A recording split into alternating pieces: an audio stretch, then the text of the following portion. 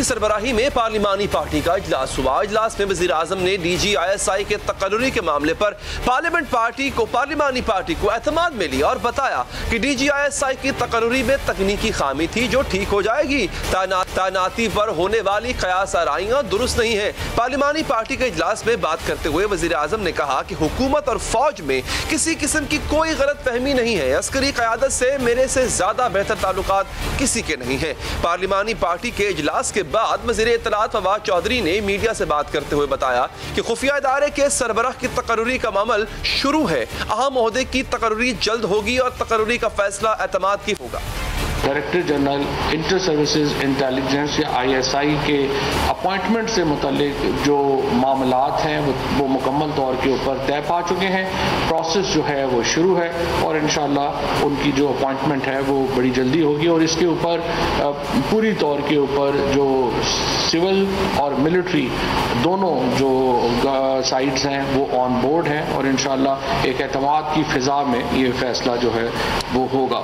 DGISI के तकर्रुरी के हवाले से आज वज़ीर इत्तलात की एक ट्वीट भी सामने आई थी जिसमें उनका कहना था कि कहा जा रहा है कि वज़ीर आज़म इमरान खान नए DGISI के लिए इंटरव्यूज करेंगे। इस बात पर तनकीद करते हुए उनका कहना था कि तैनाती से कबल मुलाकात एक अमूमी रिवायत है।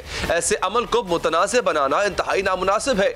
एक मखसूस तबका इस मामले पर जो खेल खेलना चाहता है वो नाकाम हो चुका है। वज़ीर इत्तलात की ये ट्वीट आज अंग्रेजी अखबार द न्यूज़ में छपने वाली एक खबर का रद्द अमल समझा जा रहा है जिसमें दावा जाहिर किया गया था कि नए DGISI का नोटिफिकेशन 1 से 2 रोज में मुतवक्के है क्योंकि वज़ीर आज़म इस अहम ओहदे के लिए शॉर्टलिस्ट किए गए अफसरान का इंटरव्यू करना चाहते हैं।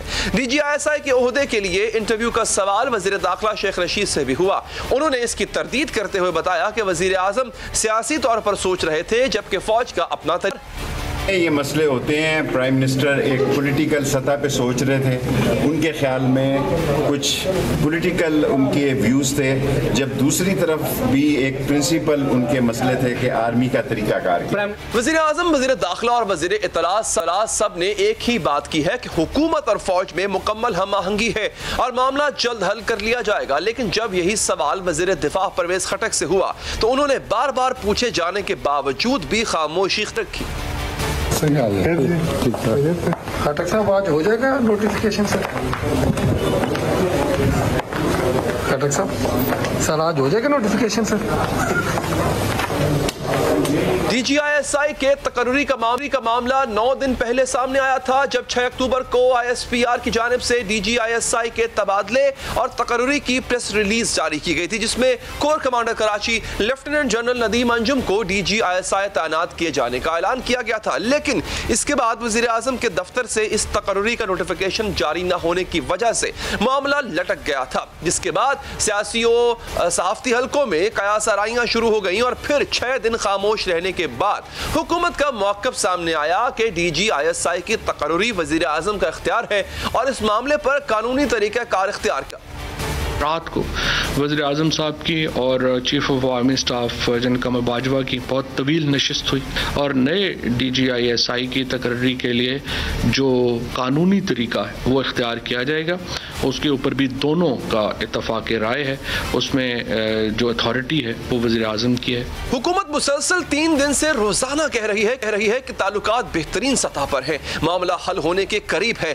परसों फवाद चौधरी साहब ने प्रेस कॉन्फ्रेंस में कहा था कि मामला जल्द हल कर लिया जाएगा। कल उन्होंने ट्वीट में कहा कि वज़ीर आज़म और आर्मी चीफ में मुशावरत का अमल मुकम्मल हो चुका है और बात आगे बढ़ रही है और आज भी उन्होंने यही बात दोहराई है।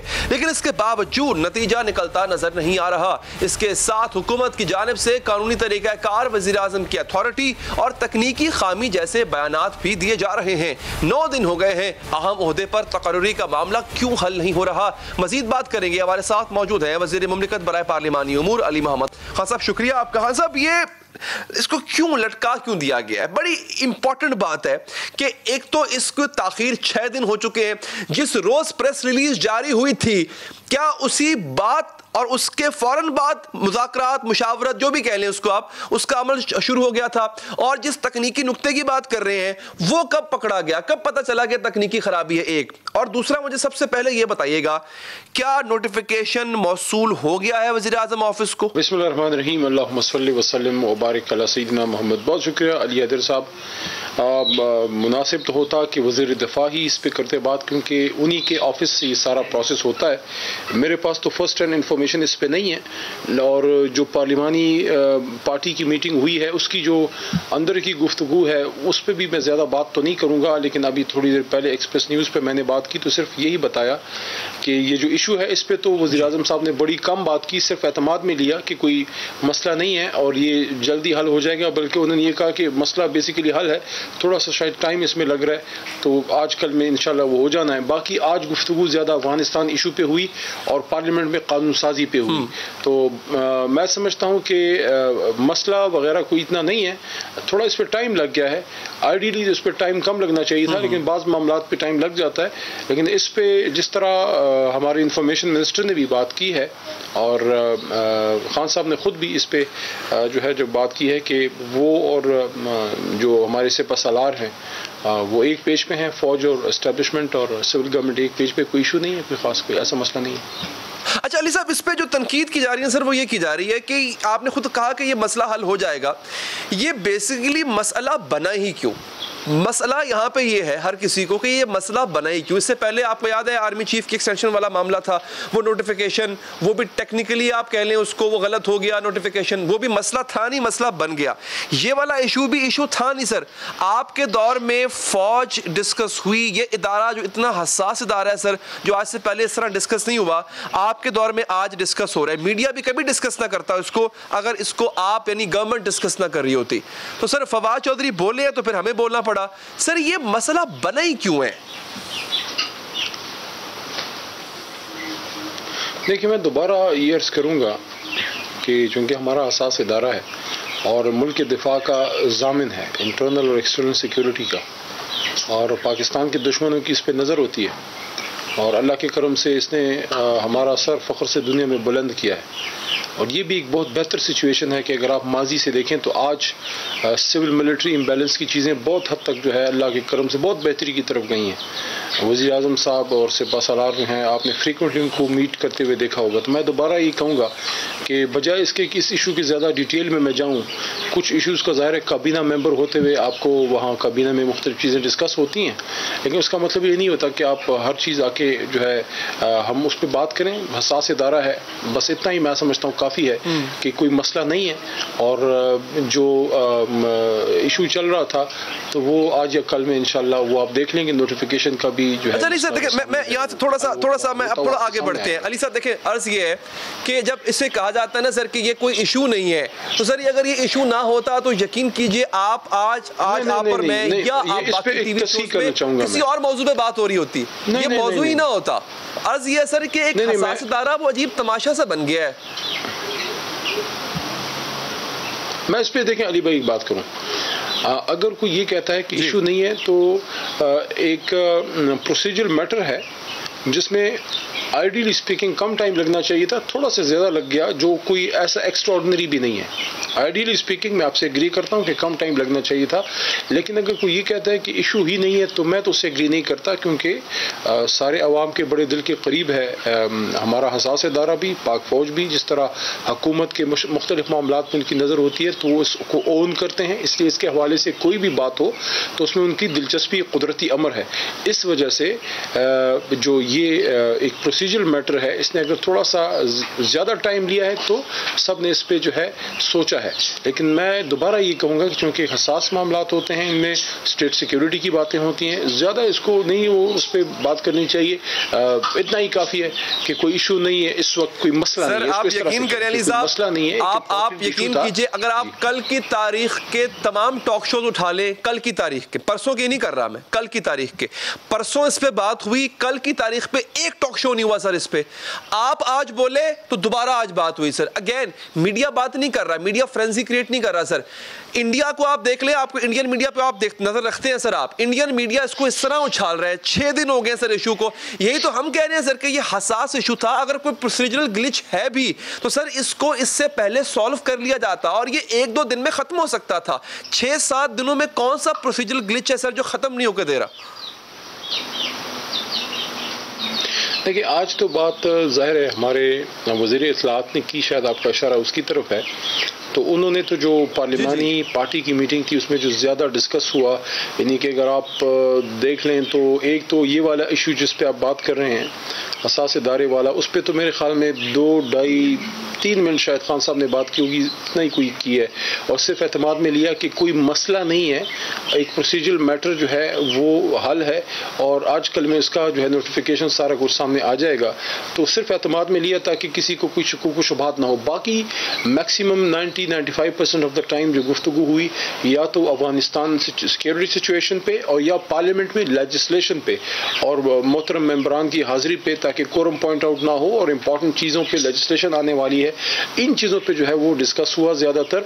और मैं आपको लोगों को अप्रिशिएट करना चाहता हूँ अली भाई के मैं आपसे डिसएग्री इस पे नहीं करता कि इस पे हमारे इलेक्ट्रॉनिक मीडिया ने, मैं सोशल मीडिया की नहीं बात करता, लेकिन इलेक्ट्रॉनिक मीडिया ने रिस्पॉन्सिबिलिटी का मुजाहरा किया जिसको अप्रिशिएट किया जाना चाहिए कि मिनिमम इस पे बात हुई है। और जो अच्छी बात है कि हम कुछ चीज़ें किसी भी मुल्क में, दुनिया के और ममालिक में भी देख लें, वो भी इसमें बड़ा रिस्ट्रेंट अपने मुल्क में वो शो करते हैं, क्योंकि वो हम लोगों का बेसिकली काम है, चाहे हम सियासतदान हो या मीडिया हो, कि हमने अपने जो हमारे फौज है उनको अपने काम की तरफ तवज्जो हमने रखने देना है, उनको गैर जरूरी चीज़ों में इन्वॉल्व करने और कंट्रोवर्सी सोशल मीडिया पे लोग बाज़ औक़ात रेटिंग के लिए कोई बात कर देते हैं, तो उससे दूर रहना चाहिए। और आप लोगों ने रिस्ट्रेंट का मुजाहरा किया, मैं इसको एग्री करता हूँ। एग्जैक्टली सर, देखिए सर, इसका जो सीड होता है ना सर, मीडिया को सीड कहाँ से मिलता है, मीडिया इसकी खबर जनरेट कहाँ से होती है सर?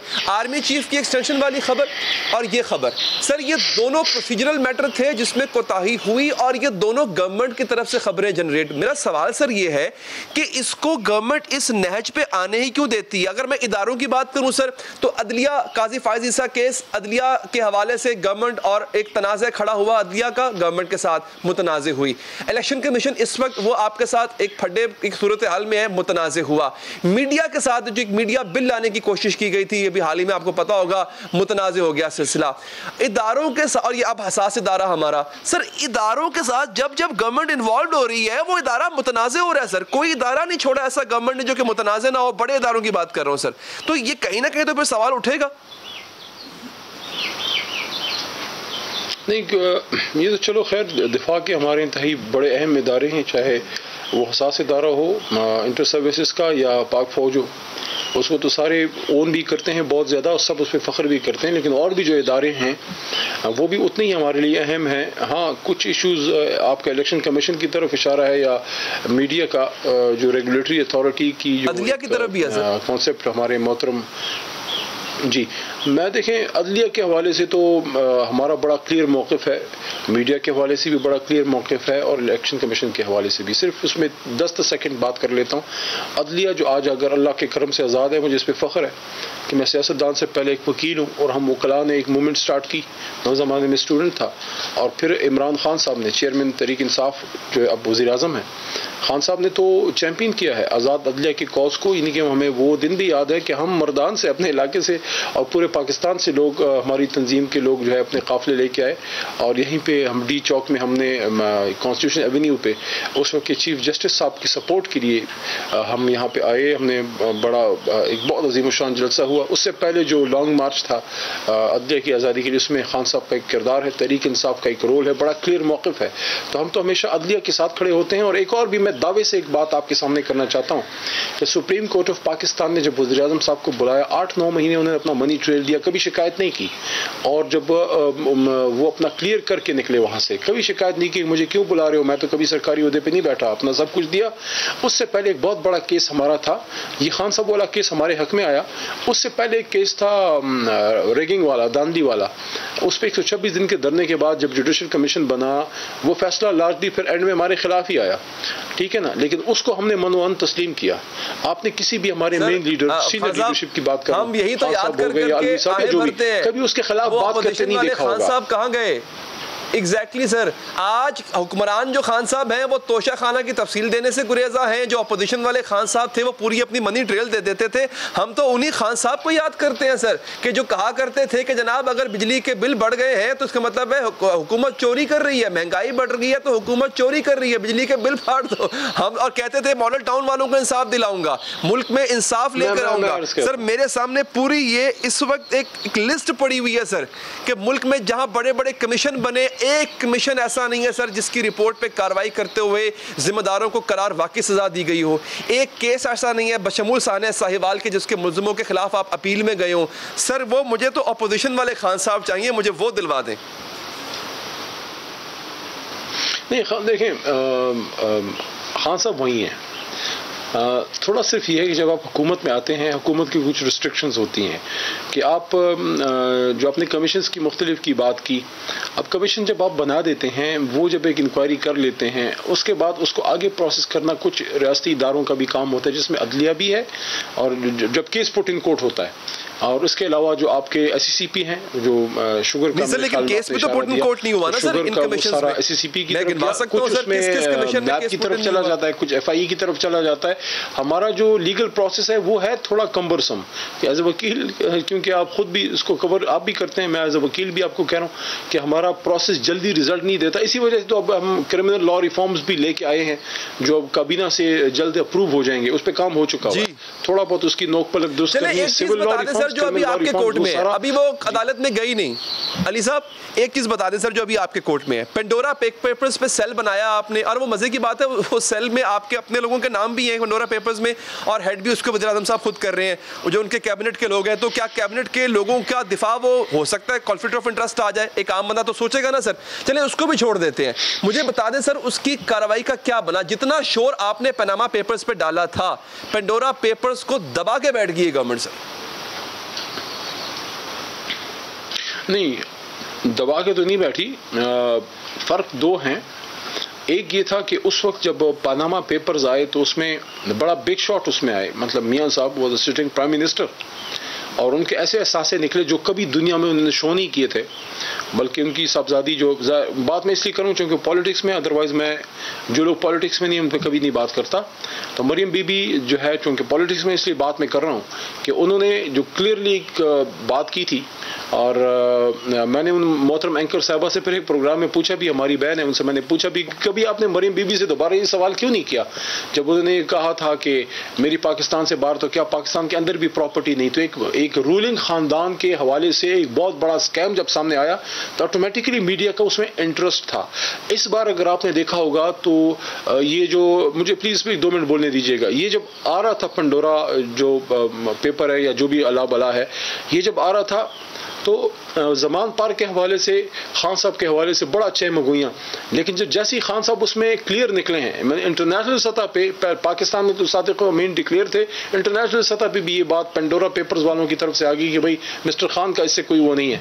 जब खान साहब, जिस लम्हे खान साहब के बारे में कुछ इसमें से नहीं निकला, ऑटोमेटिकली अपोजिशन का वो एक मीडिया फ्रेंजी वो गिर गया, क्योंकि ऑलवेज आप हाइप में होते हैं, मैं आपको दोष नहीं देता, मीडिया जो है वो इन चीज़ों पर चलता है, तो उसमें जब सेकंड या थर्ड टियर लीडरशिप के नाम आए तो वो इंटरेस्ट थोड़ा सा कम हुआ। लेकिन एक दूसरा फर्क है, दूसरा फर्क ये है कि उस जमाने में जब रूलिंग फैमिली, शरीफ फैमिली के खिलाफ चीज आई, तो मियां साहब जब वज़ीर आज़म थे, उन्होंने किसी federal investigating agency, FIA, SCCP वगैरह या इवन नैब को भी कोई लेटर नहीं लिखा, और ना वो सुप्रीम कोर्ट की तरफ, और सिर्फ कौमी असम्बली में आके मियां साहब ने इस तरह वो कहा ना कि हुजूर ये है वो ज़राए, जिससे सुप्रीम कोर्ट में फिर उनके वो कला पीछे हटे।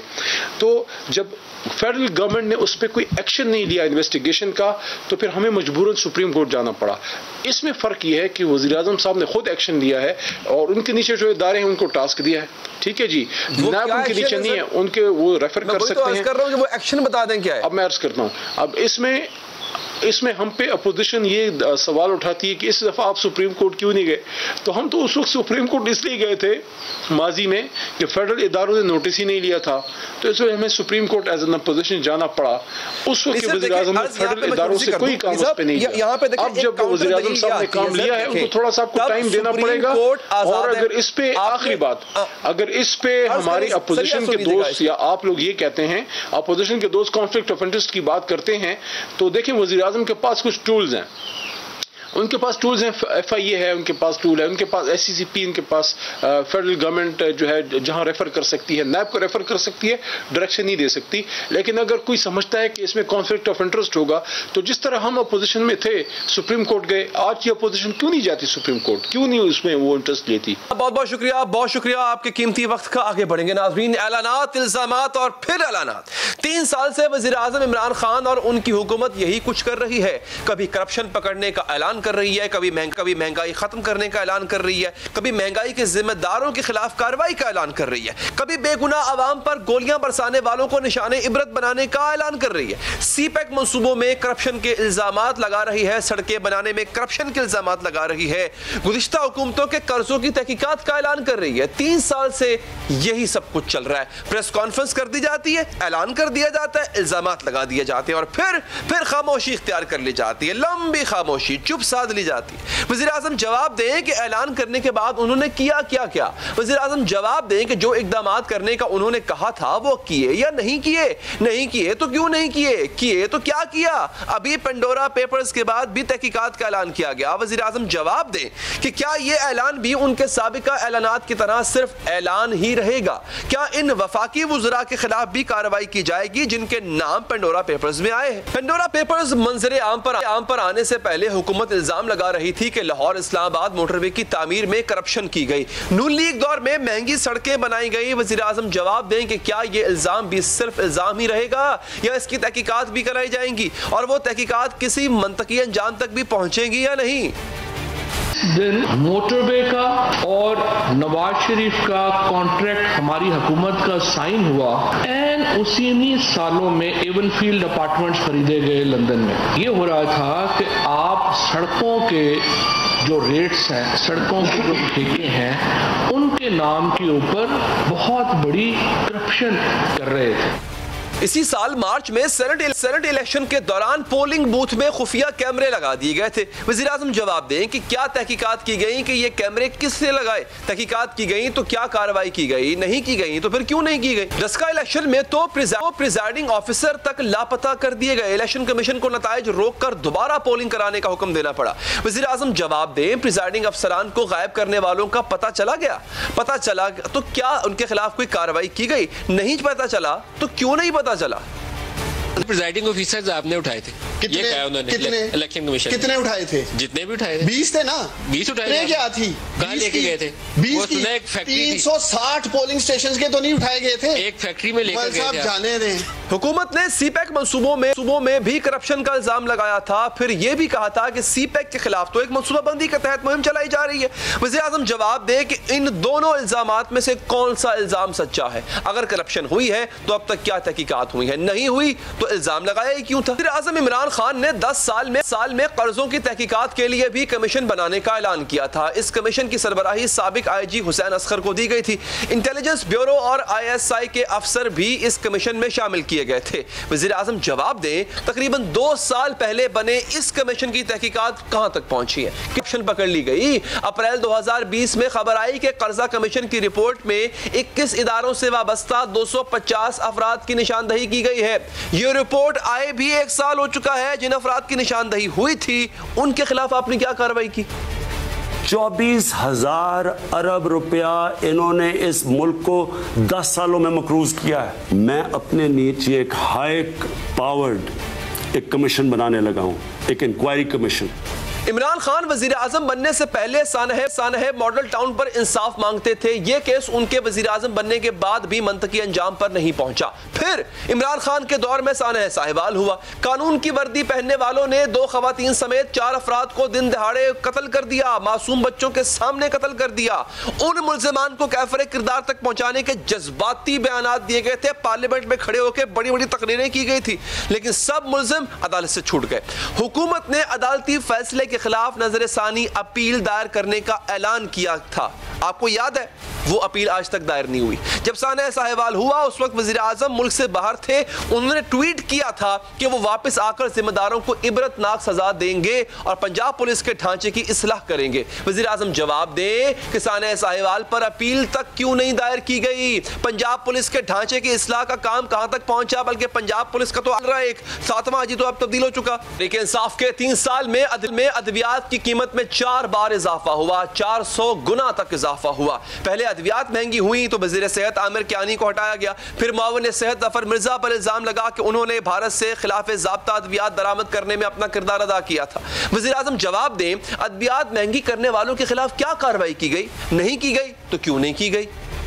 मेडिसिन के हवाले से आपने बात की, अगर गवर्नमेंट सेंसिटाइज ना होती, प्राइम मिनिस्टर ऑफ पाकिस्तान के दिल में अवाम का दर्द और एहसास ना होता, तो अपने करीबी तरीन साथी को वो कुताई जो कि जिस लेवल पे भी हुई, उनके ऑफिस के लेवल पे हुई या निचली सतह पे, इसका तयन करना जो है वो इंटरनल एक मैकेनिज्म बना है। इसी तरह गैस सारिफीन को ओवर बिलिंग की गई, इसके बाद वजीर को हटा दिया गया। वजीर आजम जवाब दें, सारिफीन की जेबों से निकले इजाफी पैसों में से कितने वापस हुए?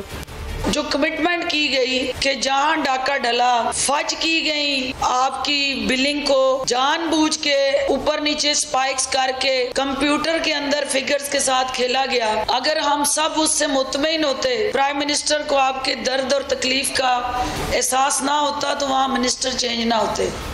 आटा और चीनी बहरान आया तो भी तहकीकात कराई गई, रिपोर्ट भी सामने लाई गई, स्कैंडल में मुलव्विस शख्सियात के नाम भी सामने आए। उस वक्त वज़ीर आज़म ने ये ऐलानात भी किए थे कि आटा चीनी महंगी करने वाले माफिया के खिलाफ कार्रवाई करूंगा। ये रिपोर्ट आए 1 साल से ऊपर हो गया है। वज़ीर आज़म जवाब दें कि आटा चीनी स्कैंडल का कौन सा किरदार इस वक्त सलाखों के पीछे है?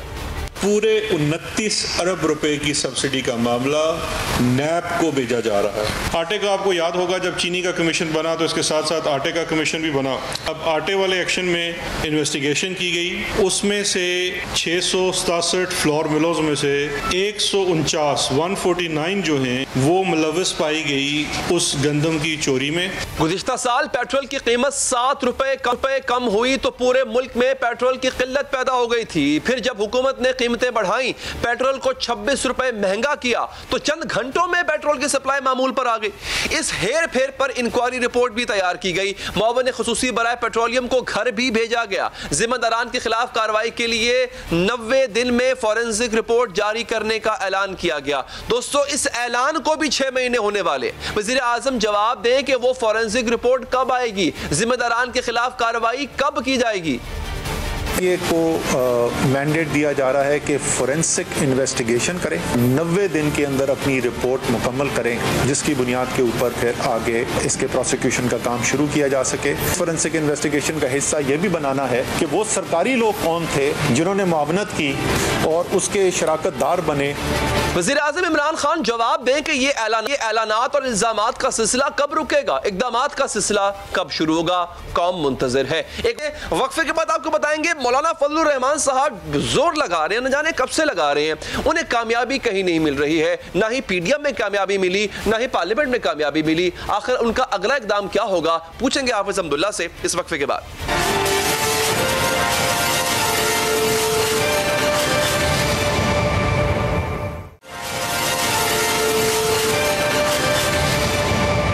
एक सियासतदान हैं जो सियासी दाव पेच भी जानते हैं, स्ट्रीट पावर भी रखते हैं, तकरीरें करें तो अल्फाज के चुनाव और अदायगी पर कुदरत भी रखते हैं। उन्होंने लॉन्ग मार्च किया, धरना भी दिया, लेकिन कोई दूसरी जमात साथ शामिल ना हुई। धरने के बाद कुछ यकीन दहानियां कराई गई, पूरी ना हुई। अपोजिशन का इत्तेहाद बनाया गया तो 2 जमातें उनकी हिकमत अमली से मुत्तफिक ना हुई। इख्तलाफात बढ़े तो गैर मुत्तफिक जमातें साथ छोड़ गई। बची कुची जमातों को इकट्ठा किया, एहतजाजी तहरीक शुरू करने का इरादा बनाया और अब फिर इख्तलाफात की खबरें आने लगी हैं। आखिर मौलाना फजलुर रहमान के साथ हमेशा ऐसा ही क्यों होता है? सियासी महाज पर उनके हिस्से में नाकामियां ही क्यों आती हैं?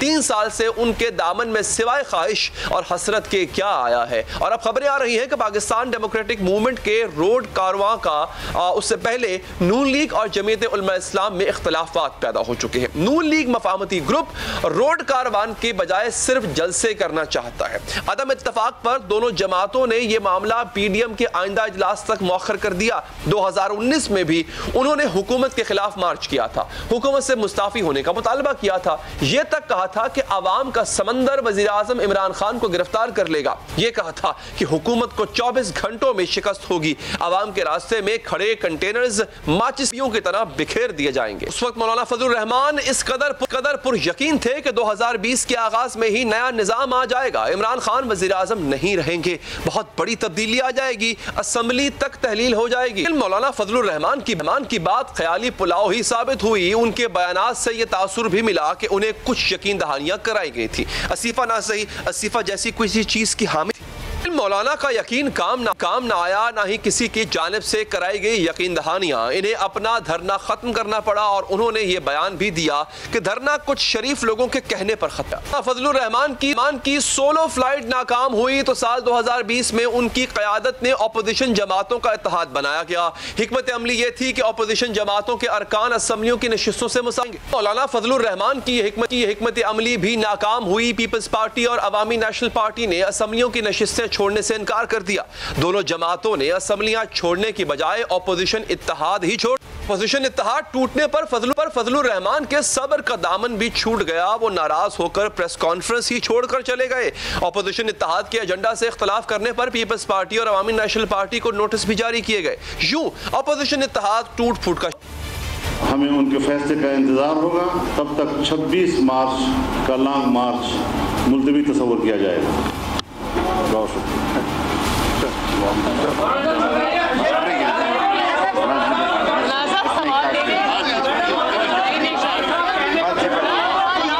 बाद में मौलाना फजलुर रहमान ने नून लीग और दीगर जमातों के साथ मिलकर पीडीएम को मुतहर्रिक करना शुरू किया। जलसे भी किए, फौरी इंतखाबात का मुतालबा भी किया।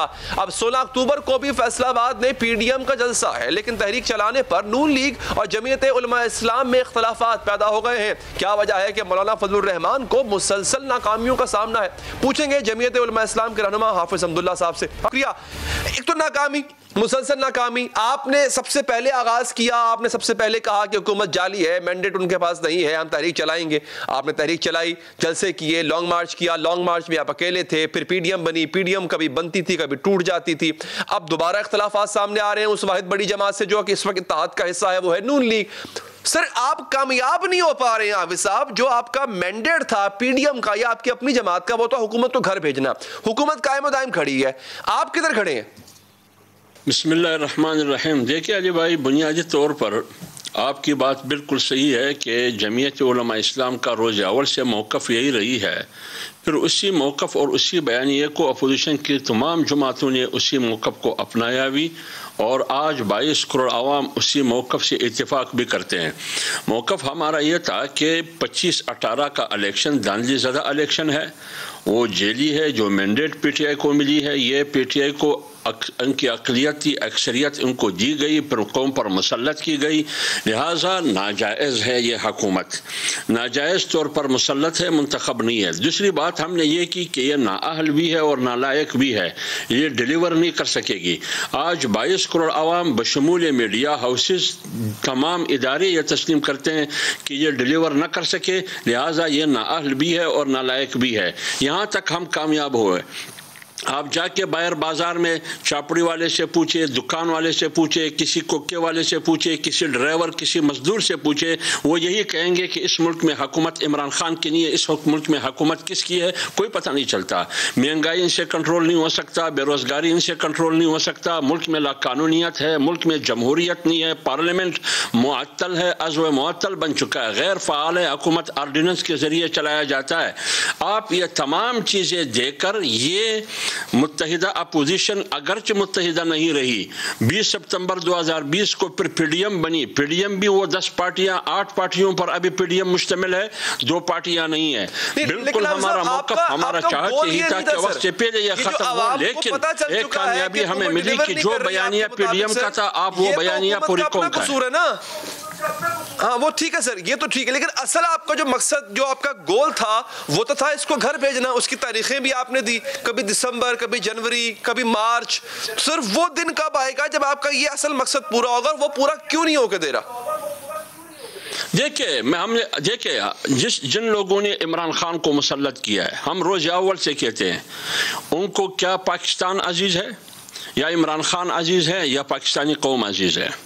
अगर उनको पाकिस्तान अजीज़ है तो 3 साल 3.5 साल में इस मुसल्लत करदा शख्स ने और इनकी पार्टी और इनकी कैबिनेट और इनकी हुकूमत ने पाकिस्तान को तबाही के अलावा और क्या दिया है? कुछ भी नहीं दिया। इसका माना यह है कि हमें सबसे पहले पाकिस्तान का नारा हमें अजीज़ नहीं है, हमें इमरान खान अजीज़ है। आज भी वक्त है। आपकी मईशत कहाँ गई? रुपए की कीमत कहाँ गई? पेट्रोल की कीमत कहाँ है? एक अंडा 20 रुपए मार्केट में मिलता है। गरीब मर रहा है, चीख रहा है गरीब। और ये इमरान खान ने बिल्कुल ठीक कहा कि मैं चीखें निकालूंगा, लेकिन उन्हें चीखें गरीबों की निकाली, गरीबों की चीखें निकालनी। क्या है इस मुल्क में? आवाम के लिए कुछ भी नहीं है। यहाँ तक अपोजिशन आवाम को शऊर देकर अपोजिशन कामयाब हो चुकी है। आज अपोजिशन पीडीएम कौम की आवाज बन चुकी है। नहीं सर, आप एक जमहूरी पार्टी है ना सर, आप ये डिमांड क्यों आप ये देखें, अब ऐसा लग रहा है आपकी गुफ्तगू से कि ये आप किसी के सामने डिमांड रख रहे हैं अपनी, आप किसी को कह रहे हैं कि जनाब आपने मुसल्लत किया था, अब इसको हटा दो। तो सर आप तो एक जमहूरी पार्टी हैं, आपके मुताबिक पीडीएम एक जमहूरियत बिल्कुल हम बबांग के दौर कहते हैं कि इमरान खान इंतखाब से नहीं आया है। देखिए अली भाई बबांग के दौर कहते हैं इमरान खान इंतखाब से नहीं आया है, इमरान खान वोट से नहीं आया है। इमरान खान तो मुसल्लत किया गया है, वो डंडे ने मुसल्लत किया है, एस्टेब्लिशमेंट ने मुसल्लत किया है। हम तो कोई छुपी हुई बात नहीं करते हैं। इसलिए हम कहते हैं कि अगर अगली दफा फिर इसी तरह तसल्लुत की कोशिश की गई तो मुल्क में अफरा-तफरी और नारकी पैदा होगी। जद्दोजहद क्यों नहीं करते सर? कि सर आप अपनी जमहूरी जद्दोजहद करें ना, आप फिर एस्टेब्लिशमेंट से क्यों कह रहे हैं, रिक्वेस्ट कर रहे हैं कि जी उनको इमरान खान को हटा दो? फिर आप में और उनमें फर्क क्या रह गया? देखिए हम ये कह रहे हैं, हम इस्टेब्लिशमेंट को ये नहीं कह रहे हैं कि इनको हटा दें, हम इस्टेब्लिशमेंट को ये कह रहे हैं कि सियासी उमूर में आपकी मुदाखलत नहीं होनी चाहिए। आइन एक मुत्तफ़िक़ा दस्तावेज़ और दस्तूर है। आइन ने हर इदारे के हुदूद इख्तियार उनका तयन किया है। सियासतदान और पार्लियामेंट के अपने हुदूद इख्तियार है, अदलिया के अपने हैं, एग्जीक्यूटिव के अपने हैं, एस्टेब्लिशमेंट और हमारे मोहतरम मुक़द्दस फौजी इदारे के अपने। हर एक को हम एक दूसरे को सलाम करना चाहिए, एक दूसरे के उमूर में मुदाखलत नहीं होनी चाहिए। इसलिए हम कहते हैं फिर यह मुल्क स्टेबल भी होगा, मजबूत होगा। आज हम आइन की अमलदारी, पार्लियामेंट की सुप्रीमेसी, अवाम की हुक्मरानी और कानून की हुक्मरानी के लिए पीडीएम लड़ रही है। 16 अक्टूबर को फैसलाबाद में एक अज़ीमुश्शानी जलसा होगा। आज इस वक्त पेशावर में जलसा है। ये अलग बात है कि मीडिया हमें नहीं दिखाते हैं, वो कवरेज हमें नहीं देते हैं जो कवरेज अपोजिशन की सूरत में इमरान खान को वो 126 दिन धरने में दे रहे थे। आप लोगों ने असमाम पर बिठा दिया। आज वही इमरान खान मीडिया के पीछे पड़ा हुआ है, उनकी गला काट रहा है। बिल्कुल दिखाएगा सर, लेकिन हाफिज साहब आप ये क्यों नहीं मान लेते कि आपने भी फकत जलसे ही किए, जुलूस ही किए, आपने भी अपने दावे को सच साबित करने के लिए कोई ठोस कदम नहीं उठाया? आप ये क्यों नहीं मान लेते कि अपोजिशन जो है वो इंतशार का शिकार है, वो मुत्तहिद नहीं है, वो कमजोर है, वो अपनी अपनी 1.5 ईंट की मस्जिद बना के बैठी हुई है? असल वजह ये है सर, असल वजह मीडिया को आपका ना दिखाना नहीं है सर।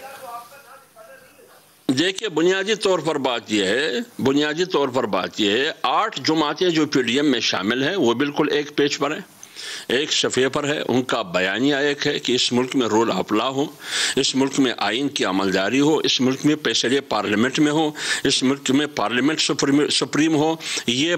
लेकिन ये बयानिया पूरी कौम ने तस्लीम किया, ये हमारी कामयाबी है। अच्छा ये हम न कर सके, इमरान खान को हम रुखसत न कर सके, लेकिन इमरान खान होते हुए भी इमरान खान नाकाम है, उनकी हुकूमत नाकाम है, उनकी कोई कारकर्दगी नहीं है। कौम तस्लीम कर चुकी है कि इमरान खान की हुकूमत, उनकी गवर्नेंस जरा बराबर भी नहीं है, आवाम को कोई सहूलत न दे सके। अच्छा, इसलिए हम कहते हैं कि वो आपने कहा सर खारिजा पॉलिसी बिना काम, इंटरनल आपने कहा सर कि आप मुत्तहिद हैं, आपने कहा कि 8 की 8 जमातें मुत्तहिद हैं। मुझे ये बताएं सर, आपसे मुराद आपकी जमात जमीयत उलमा इस्लाम फजलुर रहमान, आप सर लॉन्ग मार्च करना चाहते हैं, आप इस्तीफे भी देना चाहते हैं। मुझे बताएं ये 2 काम आपके अलावा बाकी पीडीएम की जमातों में से कोई एक जमात बता दें, खास तौर पर नून लीग जो सबसे बड़ी जमात है और इत्तेहादी जमात है आपकी, वो क्या ये 2 काम करना चाहती है, लॉन्ग मार्च और इस्तीफे? देखिए बात ये इस्तीफों का मसला तो मेरे ख्याल में अभी वो स्टेज गुजर चुका है, क्योंकि इस्तीफे उस अंदाज में होनी चाहिए जिससे हुकूमत को कोई डेट पड़े, कोई हम उसको नुकसान पहुंचा सके।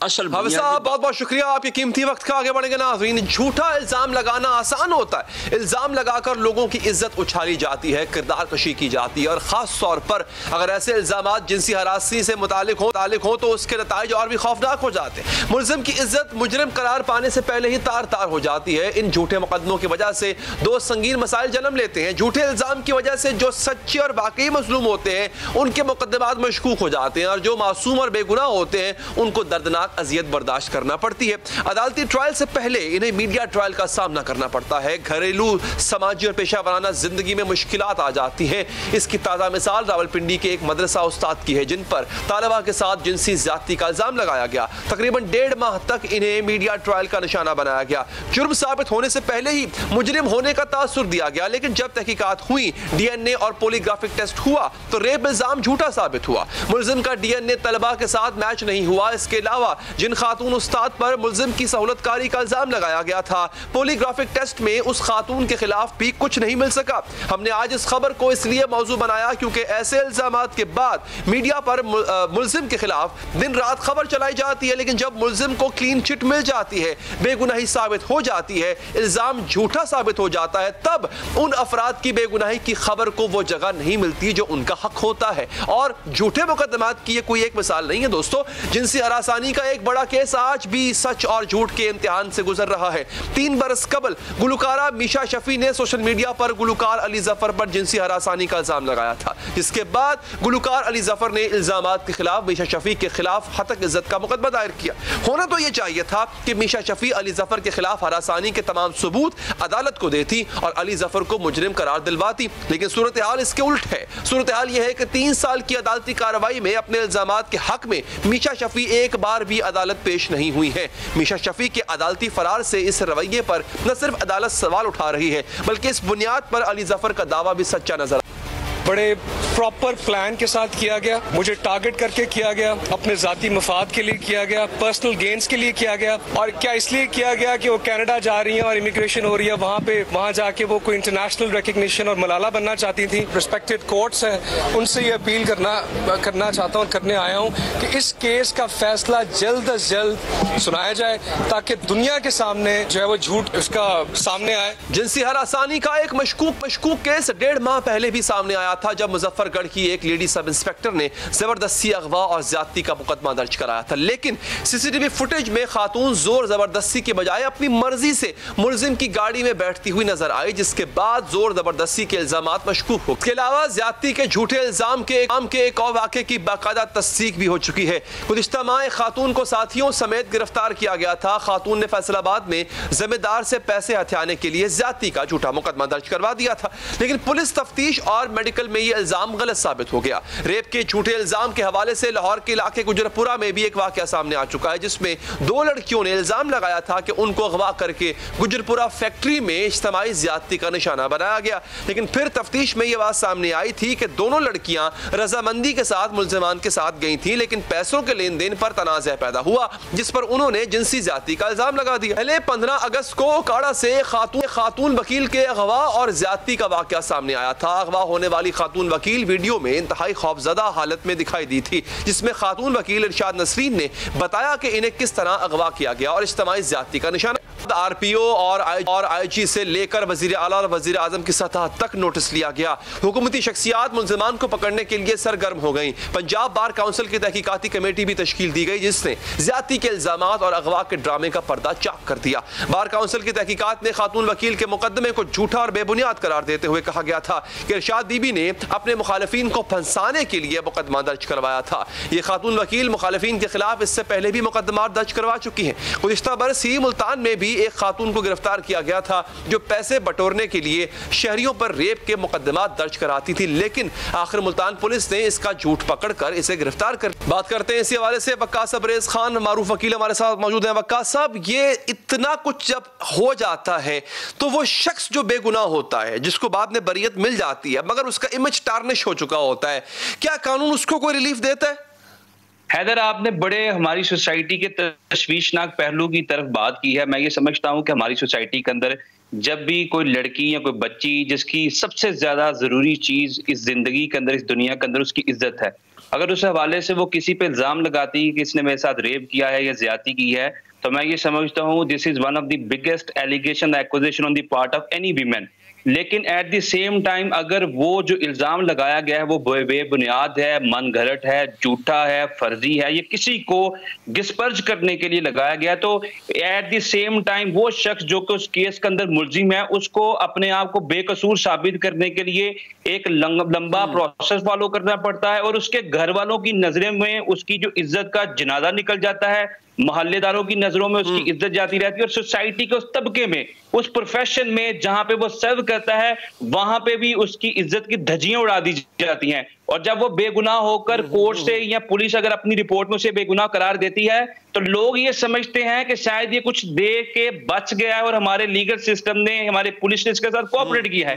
ये बदकिस्मती है हमारी माशरे की कि वो बच्चियां या वो लोग जो जानबूझकर किसी को फ्रिवलस, फटिशियस या वैक्शियस लिटिगेशन में फंसाते हैं ताकि उससे कोई मजमून। अच्छा, ये जो आपने अगला मरहला बयान किया ना वकास साहब, मैं इसी के आगे जाना चाह रहा हूं। ये आपकी बात बिल्कुल ठीक है कि वो लाख सफाइयां देता रहे, कोई यकीन नहीं करेगा।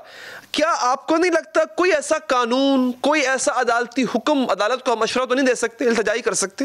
होना चाहिए कि जिस तरह से उस एक्यूज की जब वो एक्यूज होता है, जब उस पर इल्जाम लगता है, जिस तरह उसकी तशहीर होती है मीडिया में हर जगह पे, फिर जब वो बेगुनाह करार पाए तब भी अखबारों में इश्तिहार छपने चाहिए, तब भी उसकी उतनी तशहीर होनी चाहिए कि जनाब कि ये शख्स अब बेगुनाह हो चुका है, इस पे किसी किस्म का इल्जाम बाकी नहीं है। क्योंकि होता क्या है, उसके बाद वो जहां जाता है उसको तो अपने घर में लोग नहीं घुसने देते सर। अगर वो मर्द है, लोग अपनी बेटियां साइड पे कर लेते हैं कि यार इस पे इल्जाम था, भले वो बेगुनाह हो गया हो, तो वो तशहीर उसकी वैसी बेगुनाही की भी तो नहीं होनी चाहिए। अली भाई, I do appreciate your concern in this regard. जो आप इस बारे में बात कर रहे हैं बिल्कुल इसी तरह होना चाहिए। जब एक शख्स के साथ के खिलाफ झूठा इल्जाम लगाया जाता है, उसकी तशहीर की जाती है, मीडिया ट्रायल किया जाता है, तो जब उसकी बेगुनाही साबित हो तो उसकी भी तशहीर की जाए ताकि उस शख्स की जो इज्जत को इररिपेयरेबल लॉस हुआ है उसकी किसी न किसी सूरत तलाफी हो सके।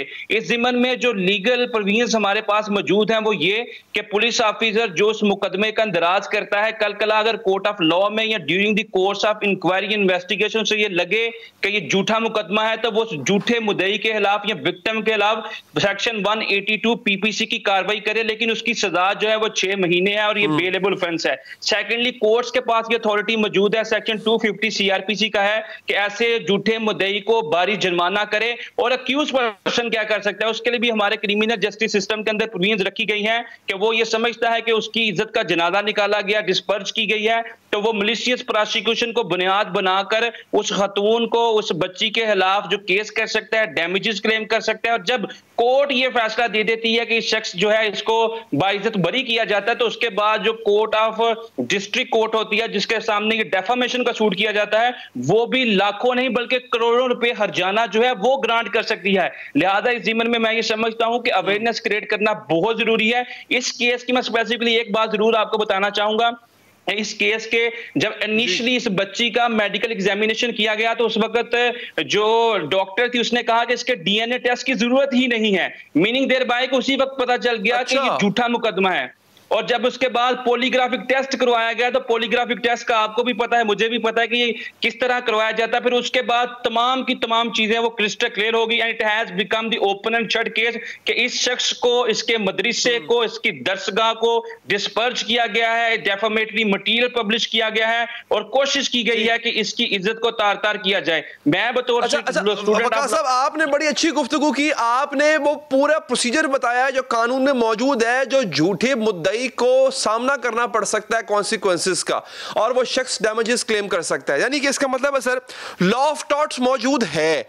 मेरा सवाल ये है सर, फिर ये एक्सरसाइज क्यों नहीं होता? मतलब क्यों फिर वो बंदा जो बेगुनाह, मतलब हम बहुत कम सुनते हैं कि उसको डैमेजेस मिले हों, उसकी जो जात पे, उसकी इज्जत पे, उसके जहन पे जो दबाव आया, या जिससे झूठी गवाही या जिससे झूठा मुकदमा दायर किया था वो कल को उसको प्रोसिक्यूट किया गया हो, वो फिर हमें इसको प्रैक्टिस होते हम नहीं देखते इतना।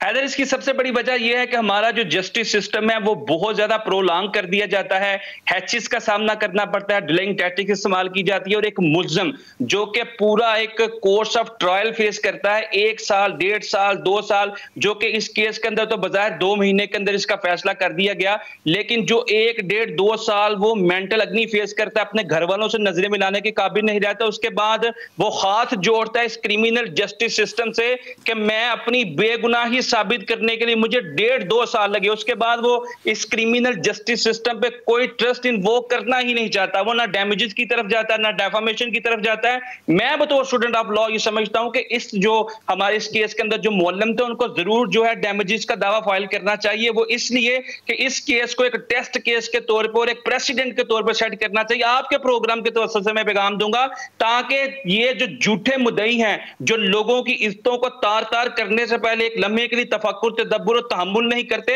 इनके ज़हनों के ऊपर गंदी सोच रखने वाले लोगों को ये इंपैक्ट जरूर जाए कि अगर कल अगर हम भी झूठा मुकदमा दायर करेंगे तो हमारे खिलाफ डैमेजेस भी होंगे, 182 की कार्रवाई भी होगी, 250 का जुर्माना भी होगा, eight the same time malicious prosecution के तहत हमें प्रोसिक्यूट भी किया जाएगा। वकास साहब बहुत शुक्रिया आपकी राय का। प्रोग्राम यहाँ पर खत्म होना चाहता है, मुझे दीजिए इजाजत, अल्लाह ने के बाद।